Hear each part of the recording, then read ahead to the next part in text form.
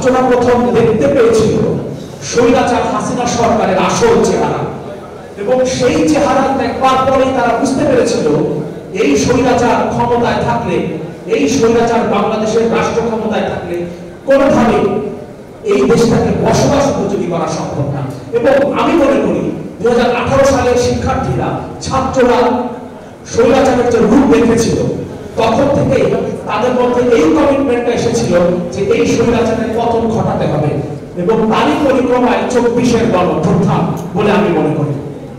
তার মানে জনাব ইলিয়াস কাঞ্চনের এই লড়াই 2024 সালে এই গণঅভ্যুত্থানে একটা ভূমিকা রেখেছে, অন্তত ছাত্রদের মধ্যে এই বোধ জাগ্রত করেছে যে স্বৈরাচার হাসিনা যদি ক্ষমতায় থাকে তাহলে এই দেশে সড়কের নিরাপত্তা তো দূরের কথা, বেঁচে থাকার নিরাপত্তা তো দূরের কথা, ভালোভাবে বাঁচার নিরাপত্তা তো দূরের কথা, মরার নিরাপত্তাও ছিল, ভালোভাবে মৃত্যুর নিরাপত্তাও ছিল না যখন শেখ হাসিনা ক্ষমতায় ছিল। একটা মানুষ রাস্তায় বের হওয়ার পর তিনি আর ফিরবেন কিনা, তিনি গুম হয়ে যাবেন কিনা, ক্রস ফায়ারে মারা যাবেন কিনা আমরা জানতাম না। সেই জায়গা থেকে আজকে আমরা মুক্তভাবে কথা বলার সুযোগ পাচ্ছি। কিন্তু এখনো আফসোস তো অনেক আছে। আমার আগে যিনি কথা বলে গেলেন অনেক ভালো কথা বলেছেন, আমি মুগ্ধ হয়ে শুনছিলাম। এই সরকার গণঅভ্যুত্থানের উপরে দাঁড়িয়ে যে সরকারটা প্রতিষ্ঠিত হলো, সেই সরকারের অন্তত দায়িত্ব ছিল সড়ক নিরাপদ করবার জন্য যিনি লড়াইটা করে যাচ্ছেন তাকে ডেকে নিয়ে কথা বলা। অনেকগুলো কমিশন হয়েছে, কিন্তু সড়ক নিরাপদ করবার জন্য কি একটা কমিশন হতে পারত না? ডেঙ্গু একটা মহামারী, আমরা চাই না ডেঙ্গু বা অন্য যে কোনো রোগে বা কোনো কিছুতে একটা মানুষও মারা যাক, একটা অপমৃত্যু আমরা চাই না। কিন্তু তারপর আমরা যদি একটা তুলনামূলক বিশ্লেষণ করি, আমরা দেখবো 2023 সালে ডেঙ্গুতে 1705 জন মারা গেছে, অফিসিয়াল হিসাব 1705 জন, 1705, আর সড়কে মারা গেছে 7902 জন, অফিসিয়াল হিসাব। তাহলে ডেঙ্গু যদি একটা মহামারী হয়, সড়ক দুর্ঘটনা একটা কত বড় মহামারী, এই মহামারী থেকে দেশের মানুষকে বাঁচানোর জন্য কি আরেকটা কমিশন হতে পারত না? অনেকগুলো কমিশন করেছে। আমরা আশা করি আজকের এই প্রতিষ্ঠা বার্ষিকীর আলোচনা থেকে সভা থেকে আমি সরকারের কাছে আহ্বান জানাই, আমার দল নাগরিক পক্ষ এবং আমার দলের সভাপতি মোহাম্মদ মান্নার পক্ষ থেকে সরকারের কাছে আহ্বান জানাই, সড়ক নিরাপদ করবার জন্য জনাব ইলিয়াস কাঞ্চনের মতো মানুষদেরকে নিয়ে একটা কমিশন গঠন করা হোক, যাতে এদেশের মানুষের জীবন নিরাপদ করা যায়, সড়কে যেন প্রাণ ছড়বে। নাম তো দুর্ঘটনা, কিন্তু সেটাকে যাতে কমিয়ে ওই জায়গাতে আনা যায় যেটা উন্নত বিশ্বে কিংবা আমাদের প্রতিবেশী দেশগুলোতে আসলে সংখ্যাটা যেখানে আমরা তারা রাখতে পেরেছি, সেই জায়গাটা অন্তত আমরা রাখতে পারি। সড়কের দুর্ঘটনাটা কতটা সহজ, একটা অভিজ্ঞতার কথা বলে আমার বক্তব্য শেষ করব।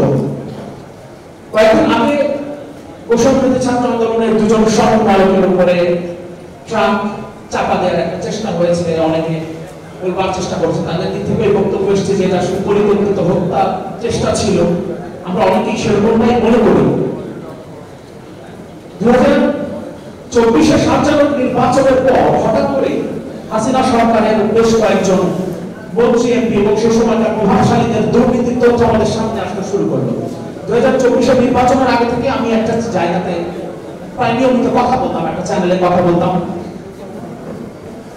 যখন পুলিশের সাথে আইজি বেনজিরের দুর্নীতি নিয়ে আমাদের সামনে তথ্য আসলো, তখন পুলিশের আইজি একটা কর্পোরেট হাউসের মালিক এবং স্বরাষ্ট্রমন্ত্রী আসাদুজ্জামান খান কামাল, তখনকার তৎকালীন স্বরাষ্ট্রমন্ত্রী, তিনি যে আসলে পুরো প্রক্রিয়ার গডফাদার, এই বিষয়ে একটা জায়গায় কথা বলেছিলেন। কথা বলা শেষ করবার 15 থেকে 20 মিনিটের মধ্যে আমার কাছে একটা ফোন কল আসে। ফোন কলের পাশ থেকে প্রথম জিজ্ঞেস করলাম, আপনি কেমন আছেন? উত্তর দিলাম। এরপর বলছেন, ধরুন আপনি রাস্তা দিয়ে হেঁটে যান, তখন পেছন থেকে একটা ট্রাক এসে আপনাকে মেরে দিল, ওটাকে তো অ্যাক্সিডেন্টই মনে হবে, তাই না? তবে ভাই যে অ্যাক্সিডেন্টই মনে হবে। তারপর ওপাশ থেকে বললে, ভালো থাকবেন, সাবধানে থাকবেন আর নিরাপদ থাকবেন। এতটুকু সেই ফোন কলের কনভারসেশন ছিল। এরপরে সেই ফোন কল আসে না, কিন্তু আমি কথা বলে গেছি, কথা থামাইনি। এবং 24-এর অভ্যুত্থানের পর এখন আমরা মুক্তভাবে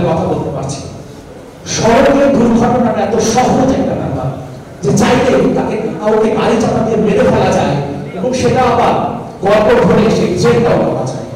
আমরা চাই এই জায়গাতে জনাব ইলিয়াস কাঞ্চন যে লড়াইটা চালিয়ে যাচ্ছেন তিনি সেই লড়াই জিতবেন, কারণ তিনি যদি এই লড়াই জেতেন তাহলে আমরা সবাই জিতব, তাহলে দেশের মানুষ জিতবে।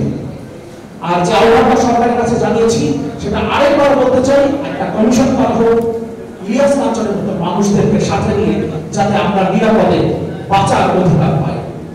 এবং এই জন্য প্রয়োজন রাজনৈতিক সদিচ্ছা। সরকারের পাশাপাশি সবগুলো রাজনৈতিক দল যদি দেশের মানুষকে বাঁচাতে ঐক্যবদ্ধ হয় তাহলে হয়তো আমরা একটা সুন্দর বাংলাদেশ গড়ে তুলতে পারবো। নাগরিকত্ব একটা গণতান্ত্রিক মানবিক কল্যাণ রাষ্ট্রের কথা বলে। মানবিক কল্যাণ রাষ্ট্র মানেই হচ্ছে যেখানে মানুষের অধিকারী হবে, মানুষের ভালোভাবে বেঁচে থাকার অধিকারী হবে মুখ্য। সেরকম একটা দেশ আমরা চাই এবং আমরা প্রত্যাশা করি সেরকম একটা দেশ জনাব ইলিয়াস কাঞ্চনের মতো মানুষদের হাতেই গড়ে উঠবে। আমরা তাদের পাশে থাকবো, শেষ পর্যন্ত লড়াই চালিয়ে যাব। আপনাদের সবাইকে আবারও ধন্যবাদ জানিয়ে আমার বক্তব্য শেষ করছি। খোদা হাফেজ। ধন্যবাদ জনাব সাকিব আনোয়ার, আপনার কথা প্রতিধ্বনিত হোক। সড়কের নিরাপত্তা প্রতিষ্ঠায় সরকারের পক্ষ থেকে যে কোনো উদ্যোগ